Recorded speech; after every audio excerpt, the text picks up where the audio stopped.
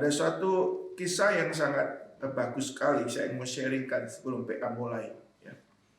Diceritakan ada seorang pengusaha dengan kawannya itu ada perjalanan di Alaska, ya, mau menuju ke satu kota.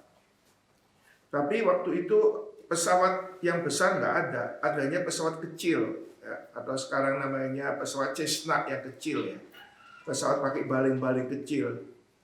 Lalu dari airport itu katakan, apa you mau pakai pesawat kecil menuju kota yang kamu tuju itu? Gak apa-apa, pesawat kecil. Lalu pergilah pengusaha itu dengan seorang partnernya untuk ke satu kota di daerah Alaska di situ. 10 menit pertama perjalanan itu bagus sekali.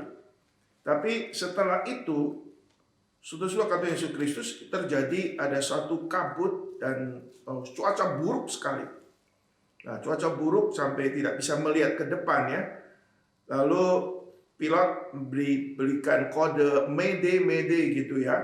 Maksudnya minta pertolongan dari dari bandara yang paling dekat, minta dia memberikan bantuan. Tapi karena cuaca begitu buruk, ya, sehingga tidak kedengaran, ya. Tapi info mengenai Mayday ini kedengaran ada pesawat besar kargo yang dekat dengan pesawat kecil itu, lalu memberitahu dengan menara daripada tempat bandara yang paling dekat. Lalu bandara paling dekat itu membangun komunikasi dengan pesawat kecil ini, ya. Lalu dari pemancar itu memberitahu begini, saudara coba jangan melihat sekitar saudara, perhatikan saja semua instruksi saya, karena pesawat saudara saya pantau dari sini, ikuti aja akan petunjuk-petunjuk yang saya berikan, saudara akan selamat. Jangan lihat sekitarnya, hanya dengar petunjuk saya. Kalau belok kiri, belok kanan, kalau terus. Nah, saudara yang dikasih Tuhan Yesus, pilot ini taat, saudara, sehingga dia tidak melihat kaca daripada kaca muka daripada pesawat itu, hanya menerima instruksi dari menara bandara itu. Ya, kalau suruh terus kecepatan dikurangi, dipercepat, dia hanya memperhatikan instruksi daripada petugas menara di bandara itu. Berapa menit kemudian tibalah pesawat capung kecil itu di bandara dengan selamat. Ya, dia tidak lihat sekitarnya, dia hanya menyediakan telinga untuk ikut instruksi daripada petugas menara itu. Kemudian dengan sesuatu keadaan yang sangat tegang, dia lalu bersama dengan pengusaha, dengan orang-orang ikut itu, cuma berapa 4-5 orang itu, mereka sampai di tempat bandara yang paling dekat itu, lalu mereka ke penginapan. Penginapan yang kecil di daerah itu. Kemudian di malam itu, saudara, pilot itu tiba-tiba waktu sedang mau tidur, ada seorang yang datang kepada dia memberitahu, ya, diketok pintunya, dia keluar, lalu dia mengatakan, saya petugas menara yang tadi memberitahu bagaimana engkau boleh mengemudi akan pesawat itu.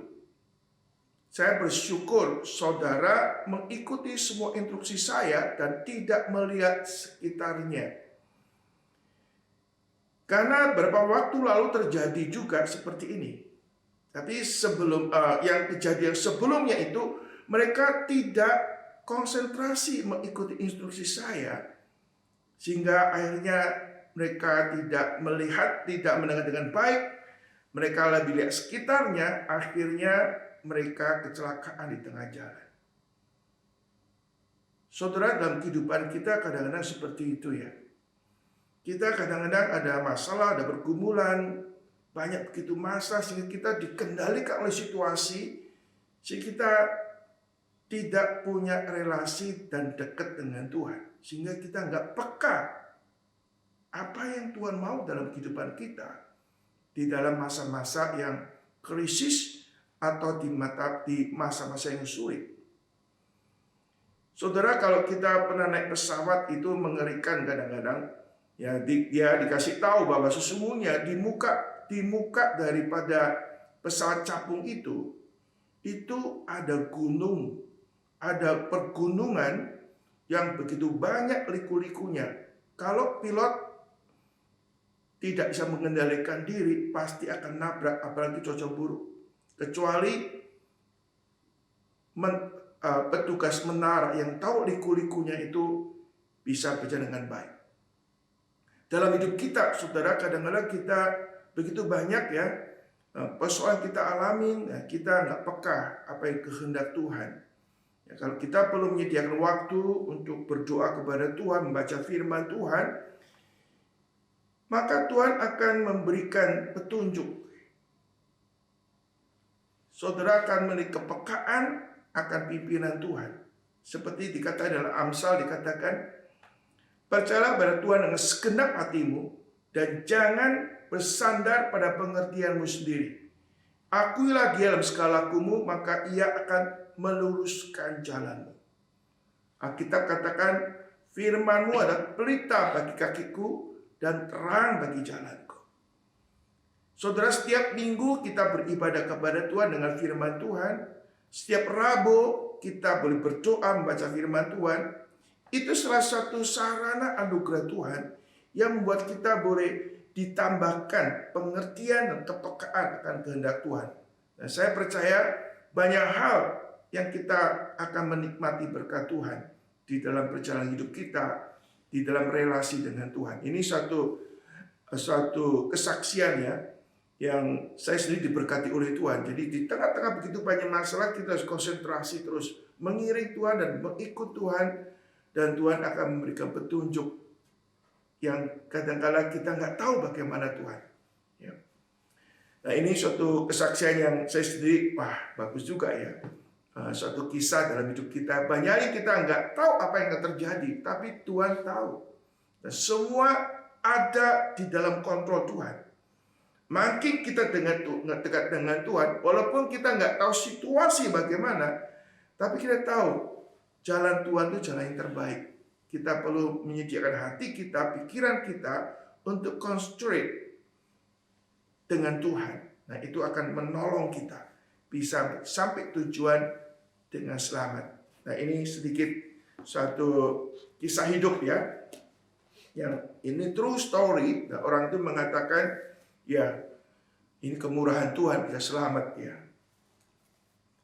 Oke, saudara, ini kita akan lanjutkan studi kita, saudara. Kita lihat kitab Hakim-Hakim, pasal yang ke-6 ya. Tempoh hari saya sengaja lewatin ya. Next, kapan kita akan khusus membahas bagian pasal kelima tentang suatu syair yang puisi yang ditulis oleh Deborah ya, bagaimana Tuhan menyelamatkan. Ya. Next, kita akan mempelajari itu. Kita akan melihat di dalam kitab Hakim-Hakim ya, pasal yang ke-6 ini. Nah, saya akan membacakan bersama dengan saudara.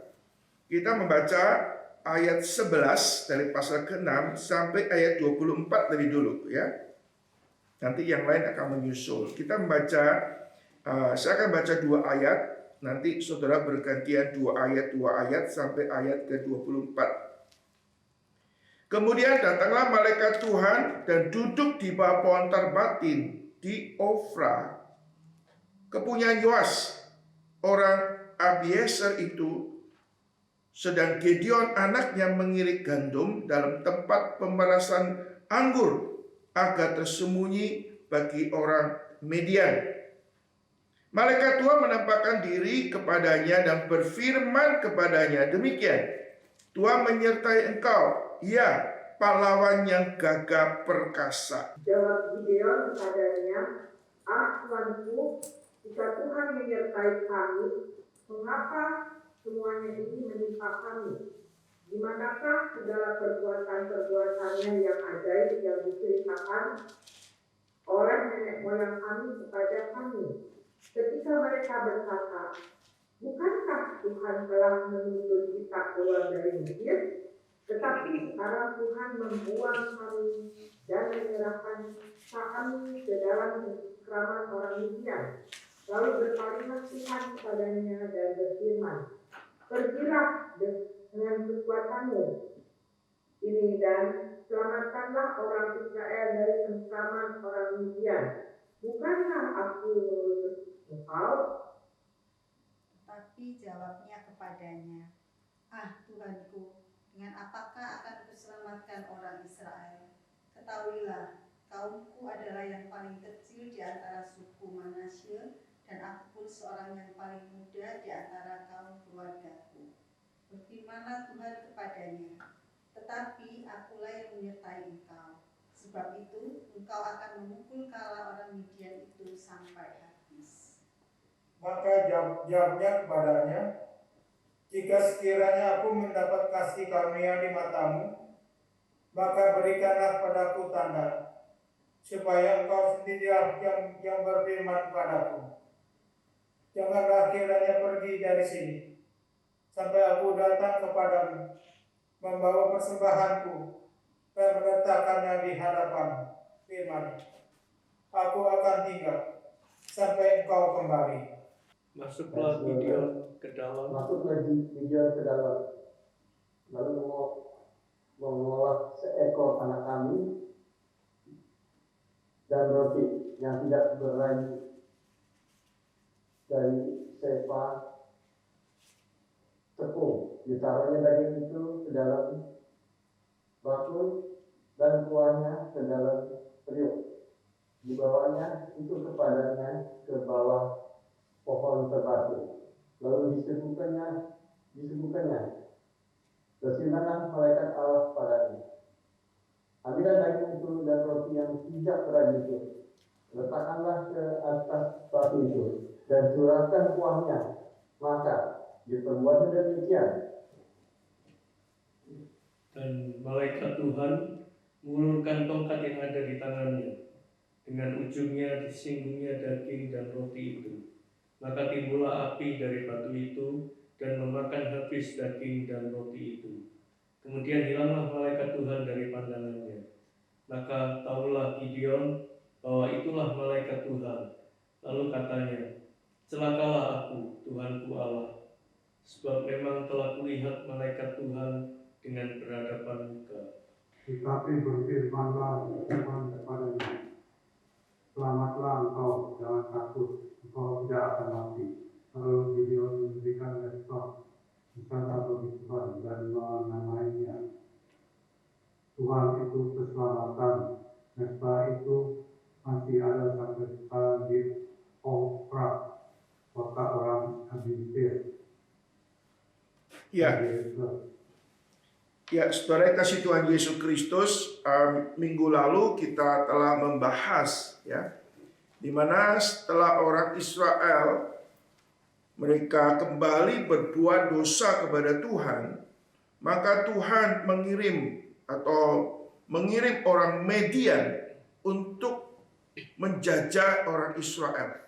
Dan ini suatu kondisi yang sangat menderita sekali pada waktu mereka harus dijajah oleh orang Midian.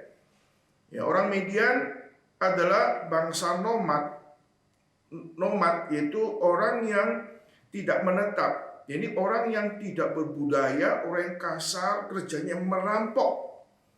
Sehingga orang Israel sangat menderita pada masa itu. Lebih menderita daripada sebelum-sebelumnya, sampai mereka ini bersembunyi di pegunungan-pegunungan atau di gua-gua. Sehingga suatu kondisi yang sangat memprihatinkan sekali. Mereka boleh kata diusir atau menjadi pengungsi. Dia tidak tinggal di tanah perjanjian menikmati susu, madu, dan kebaikan Tuhan. Sekarang mereka boleh kata terusir dari tanah perjanjian atau diusir dari rumah besarnya, saudara. Ini kondisi yang sangat tragis dalam kehidupan orang Israel. Lalu bagaimana kemudian di dalam keadaan yang sangat menderita itu mereka berseru kepada Tuhan. Nah, ini ada suatu belas kasihan Tuhan. Walaupun bangsa Israel tidak setia, Allah tetap setia. Dan Allah mau mendengar seruan doa daripada orang Israel. Seruan doa ini bukan berarti orang Israel sudah bertobat meninggalkan pola hidup yang lama atau meninggalkan penyembahan berhala. Mereka belum sungguh-sungguh bertobat, tapi kita melihat ada belas kasihan Tuhan. Tuhan menaruh belas kasihan kepada orang-orang tertindas. Lalu kita melihat, maka Allah berespon kepada penderitaan yang mereka alami. Tapi dalam peristiwa Hakim-Hakim pasal ke-6, Allah tidak langsung membangkitkan seorang hakim untuk menolong melepaskan mereka dari penindasan orang Midian atau bangsa lain. Tapi Tuhan mengirim nabi untuk memberitahu bagaimana mereka telah berdosa di depan Tuhan, telah meninggalkan Tuhan. Ya, nabi tidak langsung memberikan solusi, tapi memberikan suatu teguran atau memberikan kesempatan mereka mengevaluasi diri, di mana mereka telah meninggalkan Tuhan, mereka tidak setia kepada Tuhan, lalu mereka telah berbuat dosa di depan Tuhan. Ya. Fungsi nabi itu menegur, menasihati, bahkan memberikan satu nubuat kepada orang Israel. Setelah Tuhan mengutus nabi untuk memberitahu keadaan orang Israel yang telah meninggalkan Tuhan, Tuhan akhirnya juga mengutus seorang hakim. Tapi kita melihat, saudara, di dalam peristiwa-peristiwa sebelumnya, Allah membangkitkan seorang hakim, lalu ada action. Tapi kali ini, saudara, kita melihat bahwa Allah tidak langsung membangkitkan, tapi Allah mempersiapkan seorang hakim. Gideon tidak langsung dipakai, tapi ada proses di mana Allah memanggil, Allah meneguhkan, Allah memakai hakim itu, saudara. Dan hari ini kita akan melihat bagaimana Gideon menerima panggilan Tuhan. Nah, siapa Gideon? Bagaimana Tuhan memanggil, memakai dia, kita mau belajar hari ini, saudara. Saudara, disebutkan di sini, saudara.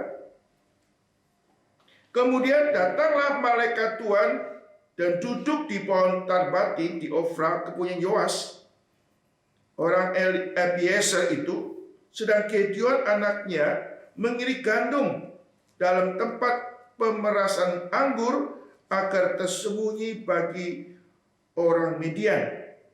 Malaikat Tuhan menampakkan diri kepadanya dan berfirman kepadanya demikian, Tuhan menyertai engkau, ya pahlawan yang gagah berani. Saudara, kita melihat Allah menampakkan diri melalui malaikat Tuhan. Ini disebut namanya teofani. Teofani, Allah menampakkan diri dalam bentuk manusia, atau kita sebutnya malaikat. Memang Alkitab kata tidak ada seorang pun yang melihat Allah, atau roh adanya. Tapi Allah menampakkan diri di dalam PL ini pakai istilah teofani dalam bentuk manusia, yaitu dalam bentuk malaikat atau makhluk rohani. Saudara, kalau kita melihat di sini makhluk rohani ini bukan sekedar makhluk rohani, malaikat biasa, tapi ini malaikat, ada istilah malaikat Tuhan, ya, pakai huruf besar Yahweh. Lalu juga disebutkan, lalu bagian yang kedua dikatakan malaikat Tuhan, malaikat Tuhan, ya. Lalu ayat 14, kemudian Tuhan berpaling kepadanya, sehingga ini bukan malaikat biasa, saudara, tapi ini menunjuk daripada praeksistensi kepada Kristus, bukan praeksistensi. Ini adalah penampakan Allah anak oknum kedua dari Allah Tritunggal, yaitu penampakan Yesus Kristus yang dalam bentuk malaikat. Ya, kita percaya sebagai anak Tuhan, sebagai orang Kristen, kita percaya Allah Tritunggal, Allah Bapa, Allah Anak, dan Allah Roh Kudus. Dan Allah Anak di dalam PL, saudara, Banyak penafsir yang mengatakan waktu istilah malaikat Tuhan dalam bentuk malaikat, pakilah Tuhan Yahweh, itu menunjukkan pribadi Kristus. Allah oknum kedua yang menampakkan diri di dalam PL kepada manusia. Di sini saudara, kita melihat Allah memanggil atau mempersiapkan Yosua untuk menjadi seorang hakim. Saudara, kita melihat siapakah Yosua di sini, saudara? Yosua disebutkan adalah anak Yoas, orang Ebiezer, dari suku Manase, saudara ya. Dan kita melihat Gideon pada waktu itu, saudara, sedang mengirik gandum dalam tempat pemerasan anggur agar tersembunyi bagi orang Median. Saudara, artinya saudara, Gideon adalah seorang pemuda yang sedang bekerja. Tapi saudara, saya ingin memberikan informasi mengenai apa yang dikerjakan. Dia mengirik gandum di dalam tempat pemerasan anggur. Ini agak aneh, ya. Harusnya mengirik gandum ya di tempat pengirikan gandum, ya. Tapi ini kok di tempat pemerasan? Artinya apa, saudara? Kalau tempat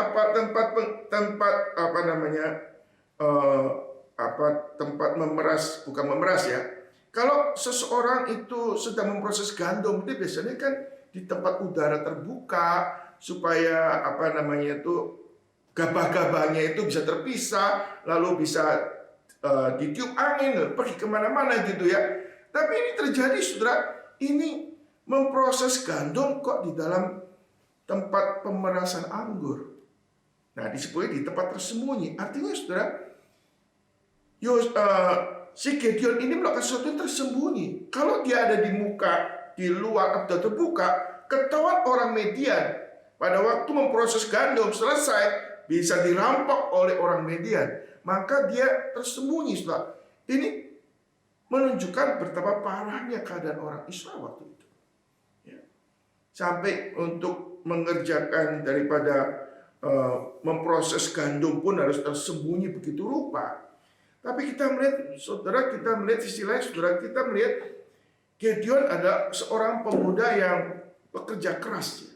Dia mengerjakan suatu pekerjaan. Nah, ini suatu kondisi yang penting sekali, saudara. Waktu Allah memanggil Gideon itu sebagai orang yang aktif, orang yang sedang bekerja. Ya. Bukan Tuhan mencari orang yang nganggur untuk melayani Tuhan. Atau orang yang nggak ada kerjaan, nggak jelas mau apa. Tuhan memanggil orang-orang yang sedang sibuk, orang yang aktif untuk dilibatkan dalam pekerjaan Tuhan. Saudara, kalau kita melihat waktu Allah memanggil Musa sedang apa? Mengembalakan domba. Kita Daud waktu dipanggil Tuhan, dia juga sedang mengembalakan kambing domba. Waktu Tuhan Yesus manggil murid-murid, mereka ada sebagai nelayan, ya, juga ada sebagai pemungut cukai, sedang sibuk. Artinya Tuhan ini memilih orang-orang, sisi lain memang pilihan itu anugerah Tuhan. Tapi Tuhan tidak sembarang memilih orang. Allah memakai orang yang sibuk. Orang sibuk Tuhan ingin memberikan panggilannya, saudara. Saudara, kalau orang dipakai Tuhan, kadang-kadang kalau sibuk apapun, saudara, kalau Tuhan panggil, maka orang itu selalu ada waktu. Ya. Orang nggak ada waktu itu artinya, saudara, kadang-kadang orang itu memang selama ini tidak selalu disiplin dan lain sebagainya, nggak ada waktu, selalu nggak ada waktu. Tapi saya ingin tekankan di sini, saudara, Allah memanggil Gideon, orang yang sedang sibuk, supaya boleh terlibat dalam pekerjaan Tuhan, saudara. Allah yang aktif berinisiatif, bukan orang ini boleh kata melamar atau mengajukan diri, ya. Ini inisiatif Allah sendiri yang memanggil orang-orang untuk terlibat di dalam pekerjaan Tuhan. Allah yang aktif, Allah yang berinisiatif untuk memanggil Gideon untuk menjadi alat kemuliaannya. Yang kedua, saudara, kita melihat Waktu malaikat Tuhan menampakkan diri kepada Gideon, saudara, malaikat itu juga berbicara, Tuhan menyertai engkau, ya pahlawan yang gagah perkasa. Saudara, kita melihat Allah menampakkan diri dan Allah berfirman kepada Yosua, aku menyertai engkau, pahlawan yang gagah berani. Saudara, ini karena suatu keadaan yang sedikit paradok ya. Paradok itu, saudara, kalau kita melihat bahwa sesungguhnya si Gideon ini orang peragu, ya. Bukan orang yang confident atau overconfident ya. Orang yang peragu, orang yang nggak confident. Bahkan sebelumnya sesudahnya kita melihat dia merasakan kami dari suku yang paling kecil, aku anak yang paling kecil ya. Jadi sebetulnya ini suatu kondisi yang paradok ya. Dia rasa orang kecil, ya, memang orang kecil, ya. Tapi Tuhan mengatakan kamu orang besar. Ini berarti sudah ada pengertian bisa katakan. Yang pertama, saudara, kamu akan kujadikan orang yang gagah berani.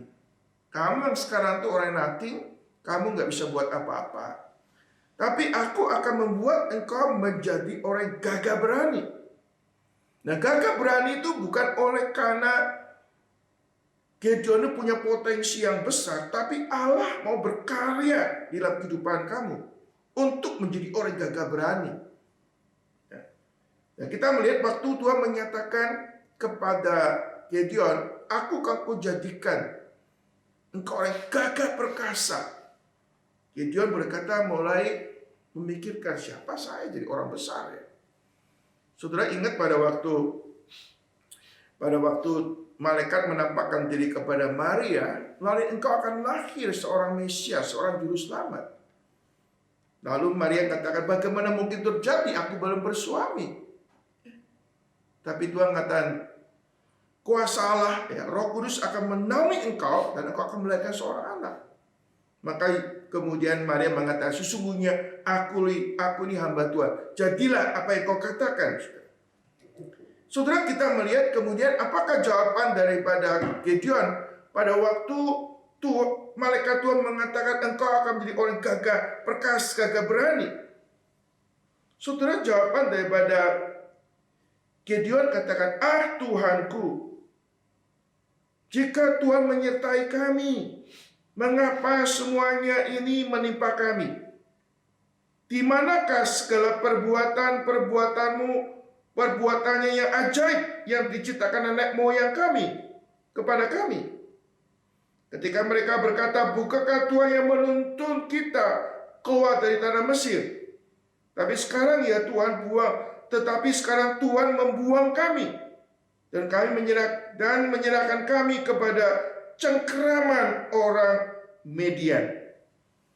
Saudara, ketua Yesus Kristus, waktu Allah mengatakan bahwa engkau akan jadi Allah perkasa, saudara, timbul pertanyaan di dalam pikiran daripada Gideon. Dari sini kita akan melihat sejauh mana sih pengertian dan pengenalan Gideon kepada Tuhan.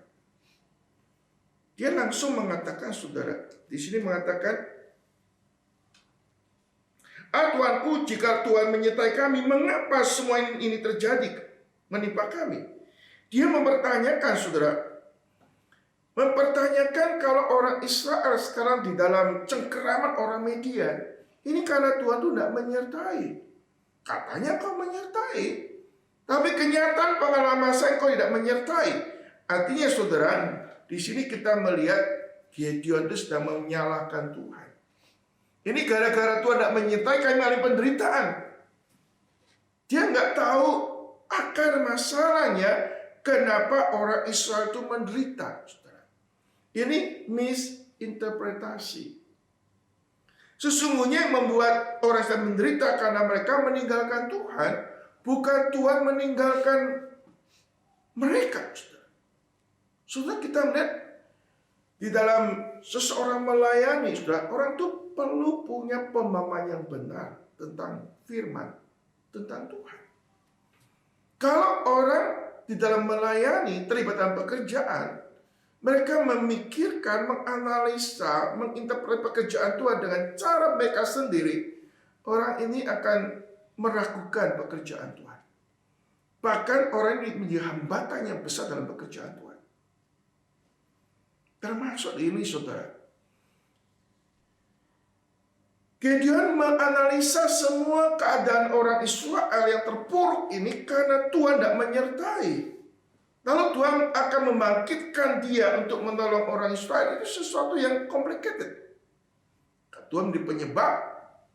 Sekarang kok Tuhan sebenarnya mau menyelesaikan masalah. Yes. Saudara, di sini kita melihat, saudara. Memang sisi lain, saudara, Gideon menyampaikan seperti ini. Itu juga suatu kejujuran. Kalau dia diam-diam, dia nggak tahu apa-apa, dia diam hanya mungkin dalam hati aja. Tuhan menyuruh saya menyertai aku jadi orang besar. Kenyataannya Tuhan tidak melakukan apa-apa ini. Tuhan membiarkan orang Israel. Tuhan mau kerja apa sih? Tuhan maunya apa sih? Ini kan semua masalahnya gara-gara kamu. Sekarang kau menyertai aku, oh yang ini aja nggak beres, menyertai aku untuk apa? Apa yang aku kerjakan? Ya. Problem begitu besar, dia salah menginterpretasikan problem. Saudara bisa bayangkan kalau ada pekerjaan Tuhan yang besar, lalu orang salah menginterpretasikan pekerjaan Tuhan itu. Lalu mau dilibatkan dalam pekerjaan Tuhan. Ngapain gua terlibat? Gua enggak. Itu bisa bahaya, saudara, dalam pekerjaan Tuhan. Orang nggak tahu masalah menyalahkan Tuhan. Ya. Tapi bersyukur, saudara, di sini kita melihat kejujuran daripada si Gideon, saudara.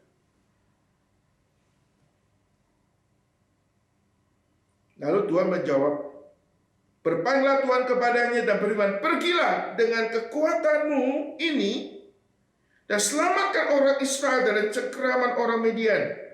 Bukankah aku mengutus kamu?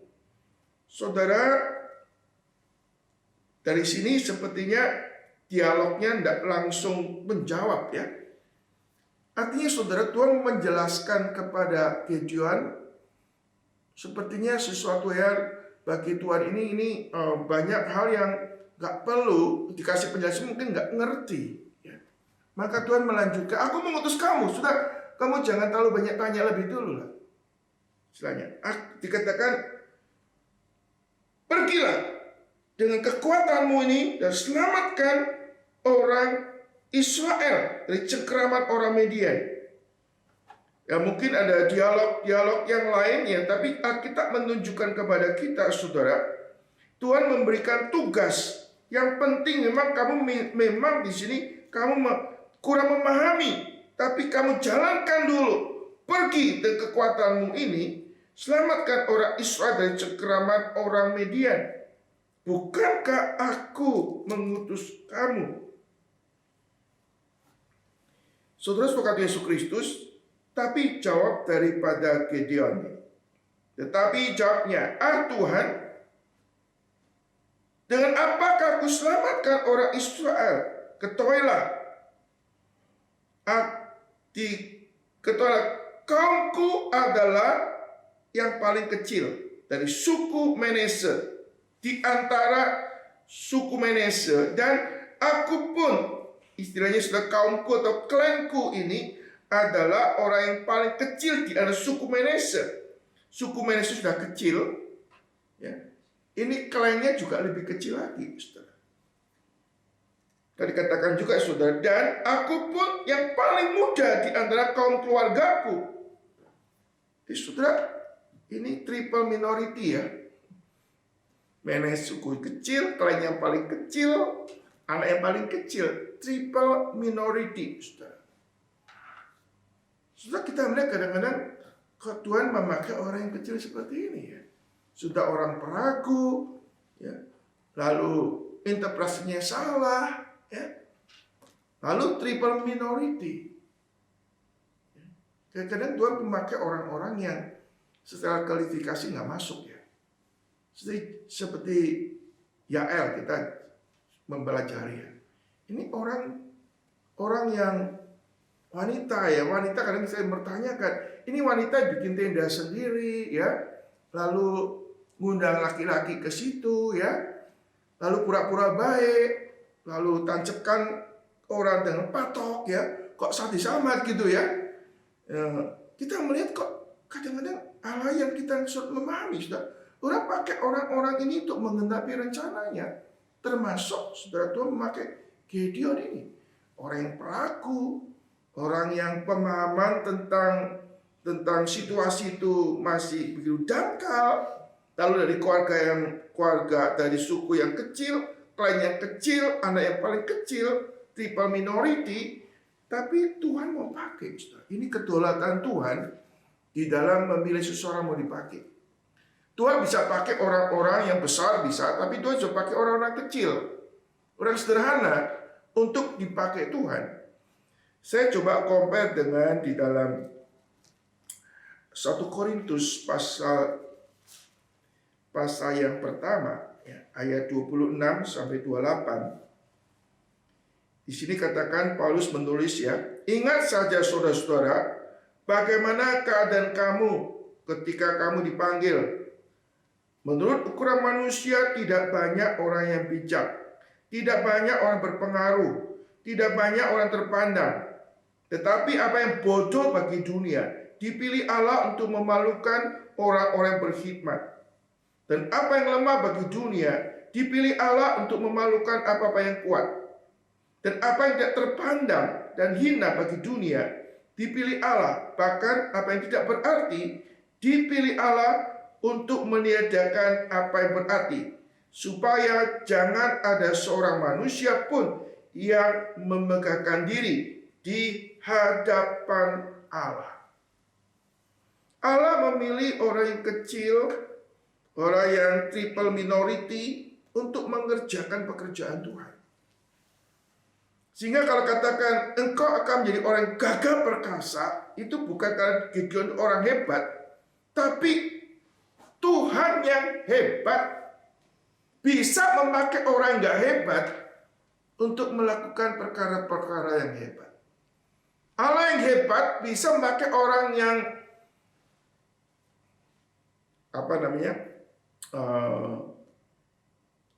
orang ordinary, orang biasa, untuk mengerjakan yang extraordinary, yang luar biasa.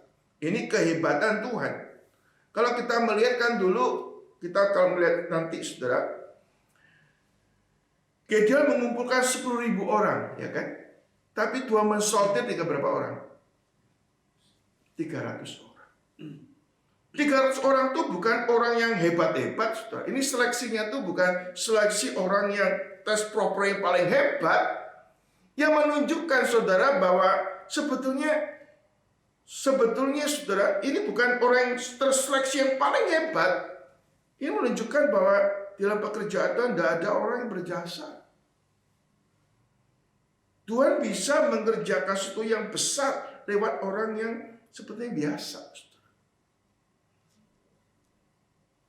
Nah, ini terjadi di dalam kehidupan daripada Gideon, saudara.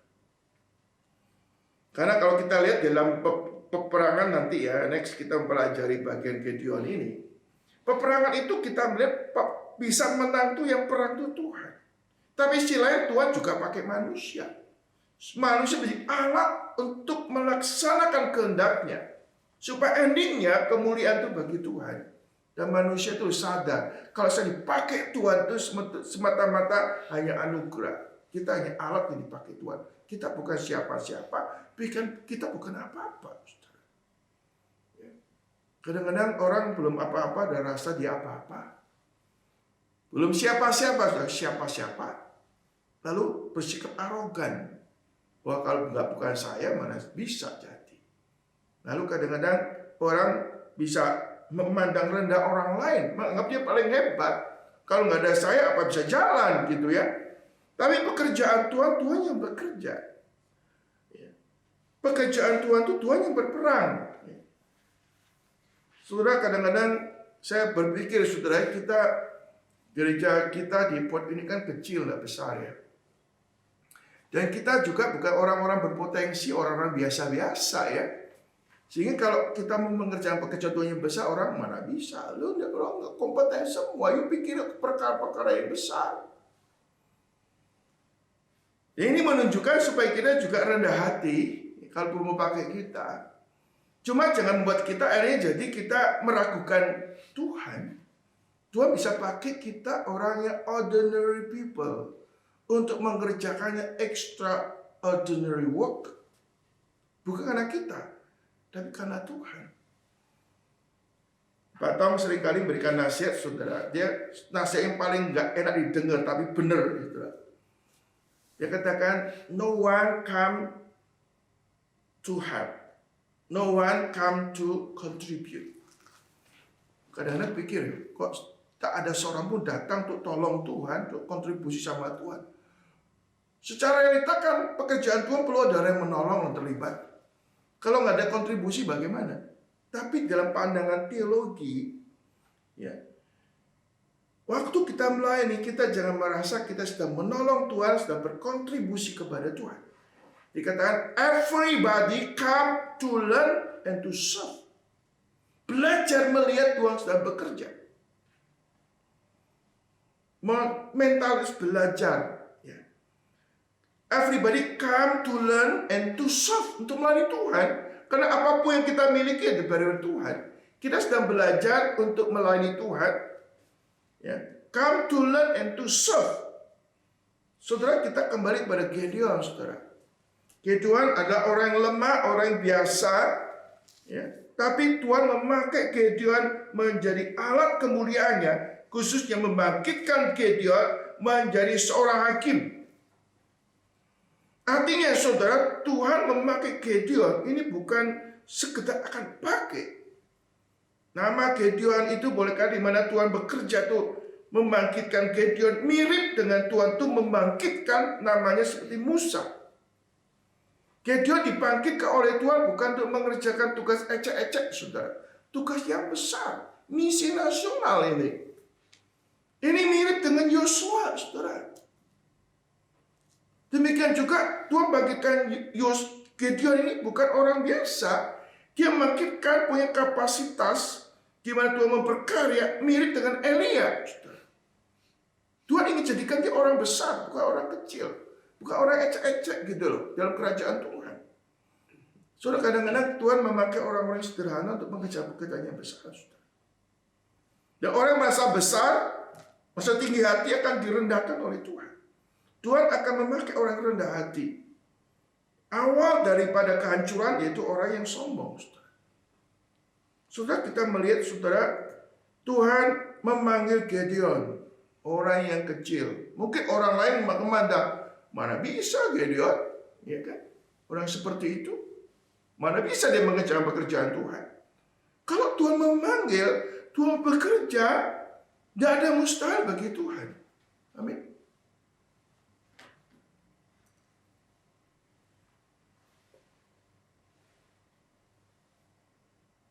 Saudara, pada waktu Gideon menanyakan ini, aku ini suku dari klan dari paling kecil dari suku Manase, aku yang paling muda, berfirmanlah Tuhan kepadanya, tetapi akulah Tuhan yang akan menyertai engkau.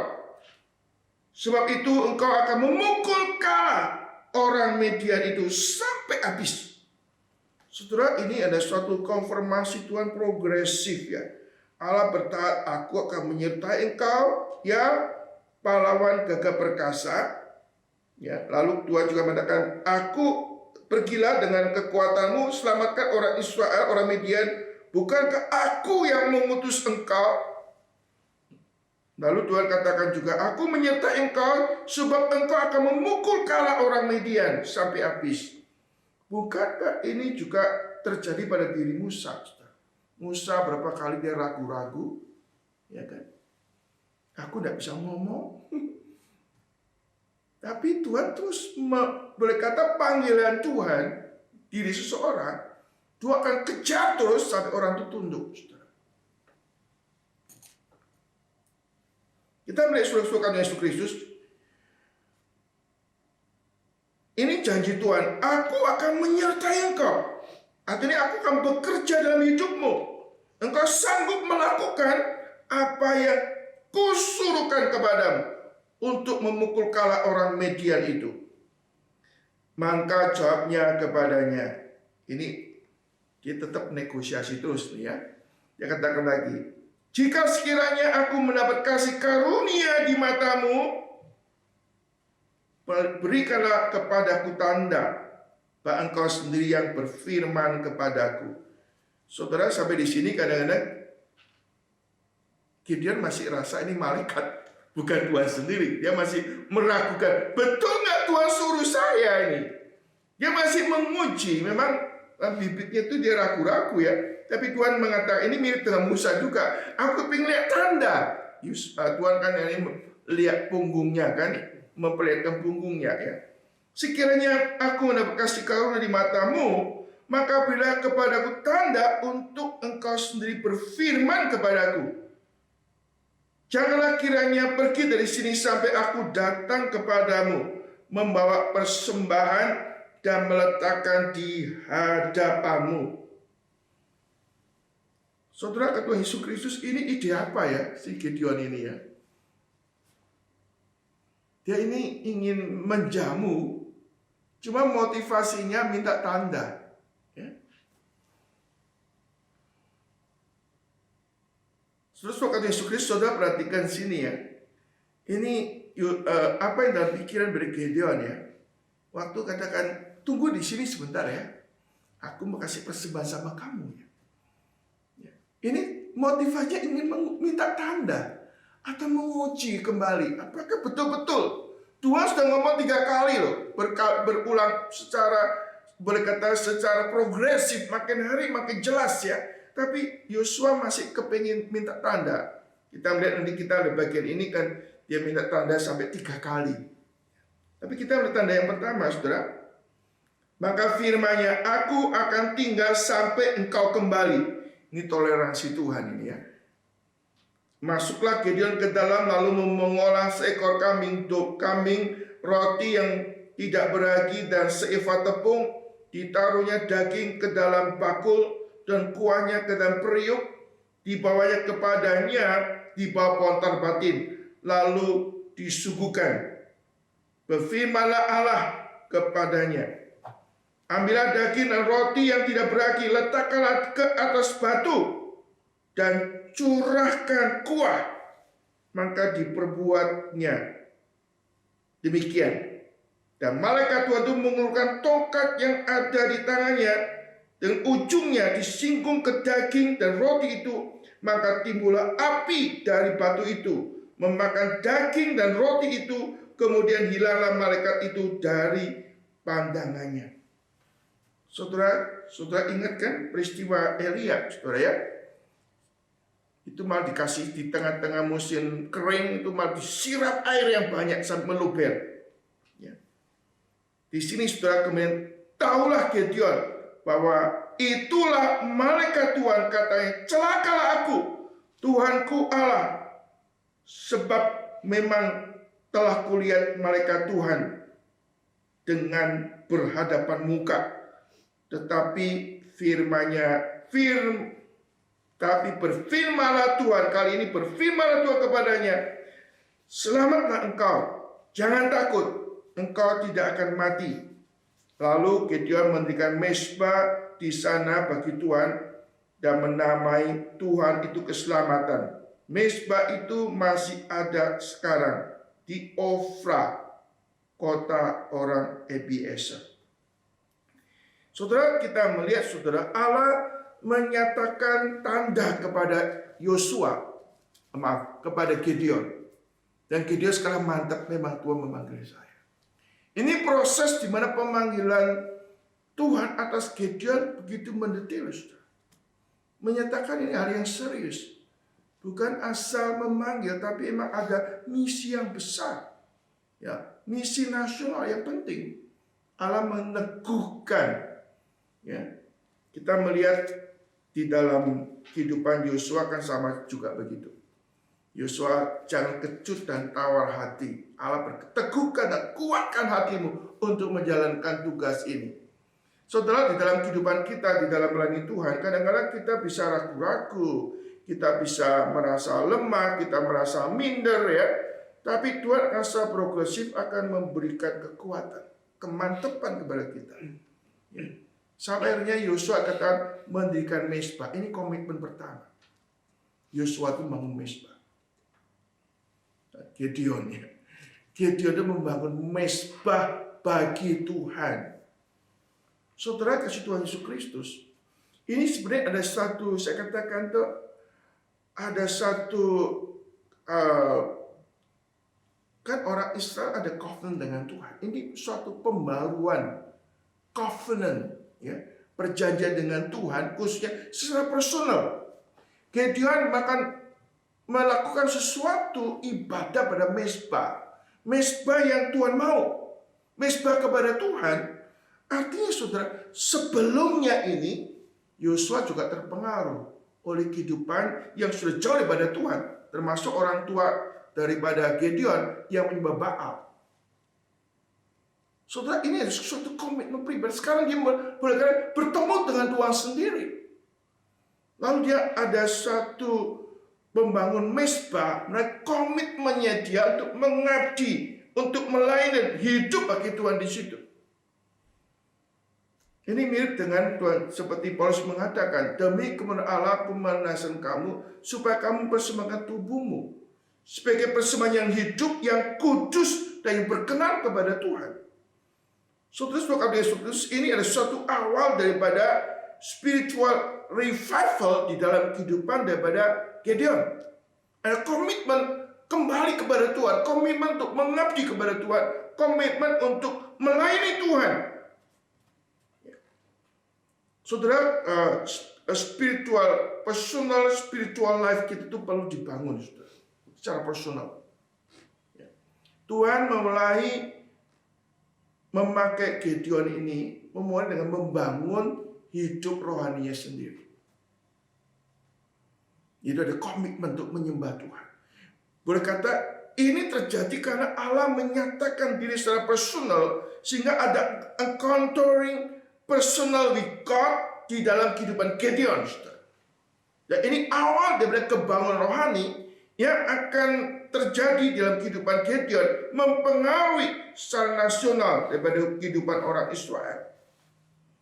Saudara, setelah Gideon ada suatu revival, personal revival di dalam kehidupan rohani, Allah mulai memberikan tugas. Tugasnya apa, saudara? Ya, kita akan sambung. Saya akan baca Yesus sekalian. Pada malam itu juga berfirmanlah Tuhan kepada, ambillah seekor lembu jantan kepunyaan ayahmu. Ini lembu jantan yang kedua, berumur 7 tahun. Runtuhkanlah mezbah Baal kepunyaan ayahmu dan tebanglah tiang berhala di dekatnya. Kemudian dirikanlah mezbah bagi Tuhan Allahmu di atas kubu pertahanan ini dengan disusun baik. Lalu ambillah lembu jantan yang kedua, persembahlah korban bakaran dengan kayu tiang berhala yang kau tebang itu. Kemudian Gideon membawa 10 orang hambanya dan diperbuatnya seperti firmankan Tuhan kepadanya. Tetapi karena ia takut kepada kaum keluarganya dan kepada orang-orang di kota itu untuk melakukan hal itu di siang hari, maka dilakukannya waktu malam. Saudara-saudara Yesus Kristus, Yosua mulai membangun mezbah. Sekarang Tuhan perintah Yosua, Gideon bangun mezbah. Pikirannya kok Gideon terus. Pikirannya Yosua, ini Gideon. Sekarang saudara dia sudah bangun mezbah yang benar. Sekarang Tuhan perintah ini loh, mezbah papamu itu loh. Runtuhin, bangun mezbah, persembahan korban di atas mezbah. Mezbah itu salah, hancurin. Saudara, ini Tuhan mulai pakai Yosua, melatih keberanian saudara, di dalam keluarganya sendiri. Gideon ini saudara. Waduh saudara, ini tidak gampang. Lawan keluarga sendiri, papanya sendiri. Dia pakai diam-diam dulu tuh, diam-diam, nggak terang-terangan ya, diam-diam dia mulai ngajak 10 pembantunya untuk hancurkan mezbah papanya, lalu mempersembahkan korban di situ. Wah, ini betul-betul bonek, ada tindakan iman, timbul keberanian. Timbul keberanian bukan spekulasi, dia mulai ada timbul iman bahwa Allah tunjukkan tanda. Sekarang tanda ini menjadikan keberanian untuk melangkah. Kita cerita sedikit waktu kita menawar Belmont, bingung, bergumul, tawar murah, tawar atau mahal gitu kan. Sampai suatu saat saya Tuhan saya minta tanda juga, tanda. Dan Tuhan ada belas kasihan Tuhan, tidak sampai 24 jam Tuhan kasih tanda. Hanya itu berani melangkah gitu ya. Saudara, Tuhan itu Tuhan kita, Tuhan yang hidup. Saudara. Kita tidak salah, kita minta tanda di dalam kelemahan iman kita. Kita nggak salah, kita tuh bertanya sesuatu sama Tuhan. Karena Tuhan itu very generous. Saudara. Kita ragu-ragu sama Tuhan pun, kita boleh doa ragu-ragu. Sudah kalau kita lihat kitab Mazmur, waktu Daud takut, waktu Daud rasa down, dia ngomong sama Tuhan tuh apa adanya, bahkan ngomong seperti anak kecil, mengadu kepada Tuhan. Tuhan pukul mereka, Tuhan. Kok gitu ya? Karena Daud tidak bisa mukul sendiri, pukul. Jadi seperti mengadu kepada papanya untuk melakukan sesuatu, saudara. Saudara, kita melihat Yosua, Gideon itu sama. Aku masih ragu-ragu Tuhan. Aku minta tanda. Tuhan kasih tanda. Dia kasih tanda timbul keberanian. Melangkah lagi. Kan berani. Berani menghancurkan mezbah papanya. Ya. Lalu dirikan mezbah. Walaupun malam-malam. Saudara, ini tindakan iman. Saudara, kita sebagai anak-anak Tuhan, kadang-kadang Tuhan ingin melakukan sesuatu yang nggak biasa. Beda dengan norma-norma pada sekitar kita. Kita harus berani ambil tindakan. Bukan karena kita ini hebat. Kita hanya melakukan apa yang disuruhkan Tuhan. Kita hanya taat apa yang Tuhan mau kerjakan. Saudara, waktu kita melihat Gideon, dirikan mezbah itu pertama atas inisiatif sendiri. Dia ada kesadaran aku harus membangun mezbah bagi Tuhan. Gak disuruh. Inisiatif pribadi. Saudara, dalam hidup kita perlu inisiatif sendiri membangun mezbah. Mezbah doa. Ada waktu untuk Tuhan. Permulaan dari spiritual komitmen kita, saudara. Sebelum kita dipakai oleh Tuhan menjadi mempersembah mezbah, dipakai secara besar-besaran, kita sendiri perlu membangun mezbah bagi Tuhan. Kita menghancurkan semua hal yang menghalangi kita membangun mezbah. Termasuk di sini, saudara, Gideon menghancurkan mezbah papanya, menghancurkan mezbah persembahan itu. Lalu dia persembahkan korban malam-malam, saudara. Ini gerilya ya. Tapi dia menunjukkan imannya, ada keberanian, saudara. Ini konsekuensinya besar, saudara. Bisa dibunuh oleh papanya sendiri atau oleh masyarakat sekitarnya, saudara.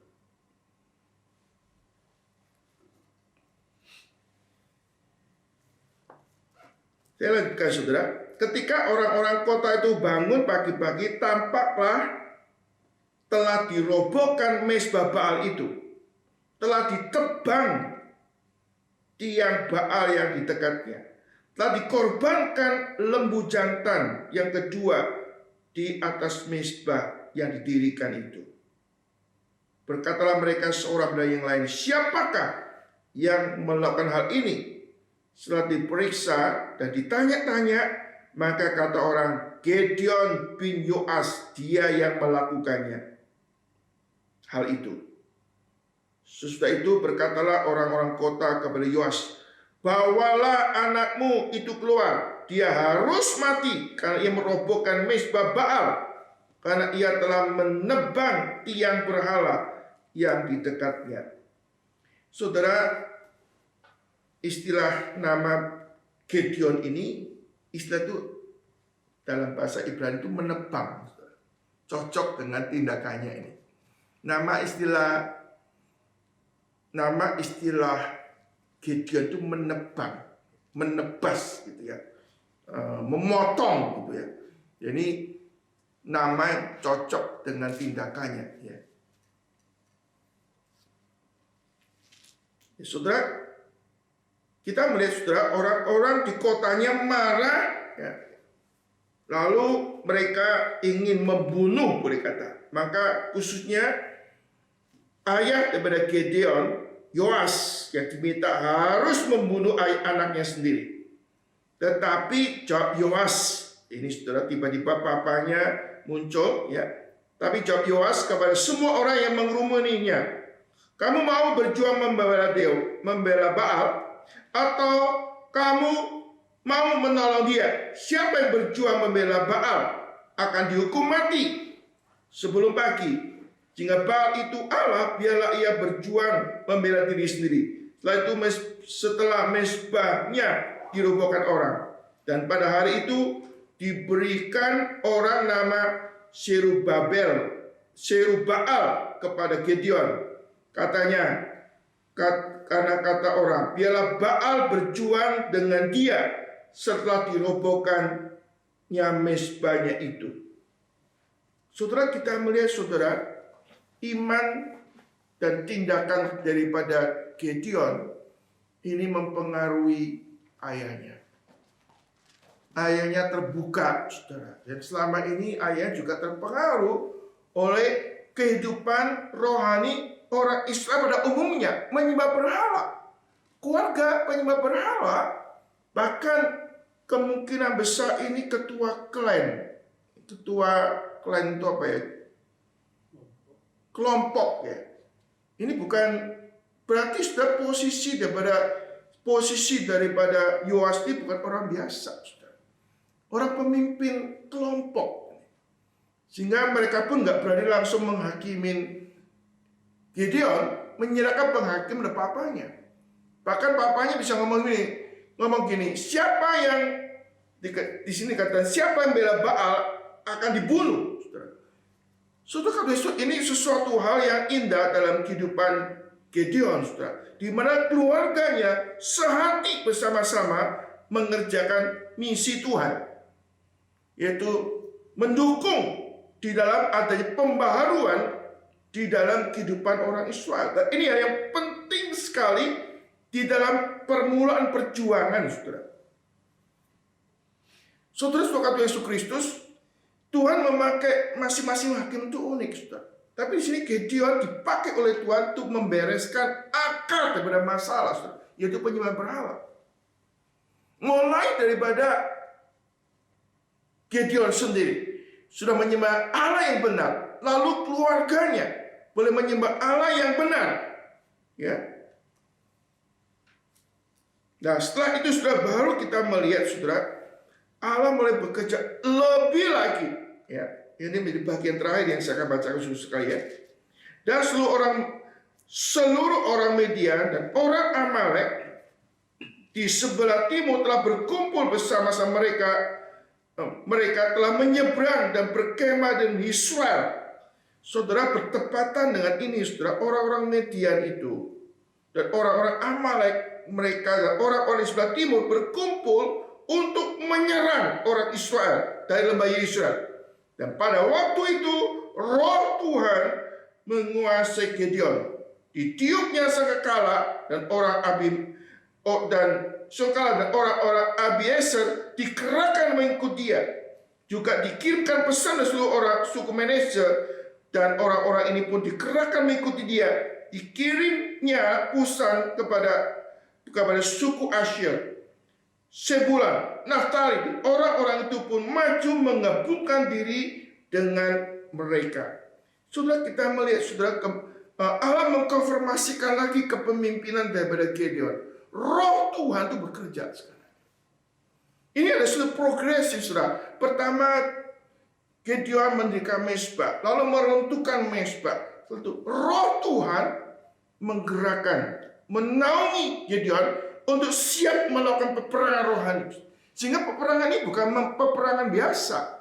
Karena Roh Kudus, Roh Tuhan menaungi dari Gideon untuk mulai mengerjakan peperangan. Dan herannya juga saudara, orang-orang Israel yang tertidur, yang takut sama orang-orang Median, mereka bangkit. Semangat daripada Gideon ini yang dibagi Roh Kudus menggerakkan orang banyak untuk bersehati berjuang bagi pekerjaan Tuhan. Saudara, kita melihat di sini bagaimana Allah itu bekerja secara progresif di dalam kehidupan Gideon. Allah memanggil Gideon, Allah mengkonfirmasikan panggilannya lewat tanda, lalu Gideon ada komitmen personal kepada Tuhan, yang tindakan imam merubuhkan mesbah ayahnya, keluarganya, atau meruntuhkan mesbah klannya. Lalu Roh Kudus, Roh Tuhan menaungi dia, mulai menggerakkan adanya kebangunan rohani untuk mereka berperang melawan orang Median, orang Amalek, dan orang-orang dari timur. Di sini ada peperangan rohani dimulai, dibangkitkan oleh Tuhan di dalam kehidupan Gideon. Di sinilah Gideon memulai menjadi orang yang gagah berani mengerjakan pekerjaan Tuhan. Bukan karena dia mampu, bukan karena dia orang yang hebat, dia orang biasa. Tapi Tuhan memanggil dia, Tuhan memakai dia untuk mengerjakan pekerjaan yang besar. Siapa saudara dan saya? Kita orang biasa, saudara. Tuhan mau memanggil kita untuk dilibatkan dalam pekerjaannya. Siapapun kita, apapun kondisi kita, kita orang-orang biasa, tapi Tuhan bisa mengerjakan dalam hidup kita pekerjaan-pekerjaan yang luar biasa. Nah, Tuhan mulai dari hal yang kecil, membereskan rohani kita sebelum kita dipakai oleh Tuhan. Kiranya firman Tuhan yang kita boleh renungkan hari ini, saudara, boleh mempersiapkan kita untuk kita boleh taat kepada kehendak Tuhan. Kalau Tuhan memanggil saudara untuk melayani dia, dia akan memproses kita, akan meneguhkan kita. Dan dia juga ingin supaya kita ada komitmen, betul-betul mau dipakai oleh Tuhan. Dan Tuhan akan memberikan rohnya yang kudus untuk menyertai kita, memampukan kita untuk mengerjakan pekerjaan Tuhan. Tuhan berkata kepada Gideon, dikatakan di sini saudara, bahwa dikatakan Tuhan menyertai engkau, ya pahlawan yang gagah perkasa. Allah berkali-kali mengatakan, aku menyertai engkau. Engkau akan melakukan pekerjaan yang besar bagi kemuliaan Tuhan.